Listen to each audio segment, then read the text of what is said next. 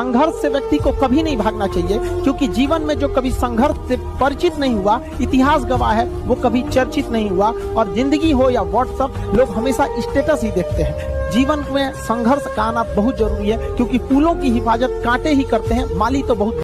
संघर्ष से व्यक्ति को कभी नहीं भागना चाहिए, क्योंकि जीवन में जो कभी संघर्ष से परिचित नहीं हुआ, इतिहास गवाह है, वो कभी चर्चित नहीं हुआ। और जिंदगी हो या व्हाट्सएप, लोग हमेशा स्टेटस ही देखते हैं। जीवन में संघर्ष का आना बहुत जरूरी है, क्योंकि फूलों की हिफाजत कांटे ही करते हैं, माली तो बहुत। संघर्ष से व्यक्ति को कभी नहीं भागना चाहिए, क्योंकि जीवन में जो कभी संघर्ष से परिचित नहीं हुआ, इतिहास गवाह है, वो कभी चर्चित नहीं हुआ। और जिंदगी हो या व्हाट्सएप, लोग हमेशा स्टेटस ही देखते हैं। जीवन में संघर्ष का आना बहुत जरूरी है, क्योंकि फूलों की हिफाजत कांटे ही करते हैं, माली तो बहुत। संघर्ष से व्यक्ति को कभी नहीं भागना चाहिए, क्योंकि जीवन में जो कभी संघर्ष से परिचित नहीं हुआ, इतिहास गवाह है, वो कभी चर्चित नहीं हुआ। और जिंदगी हो या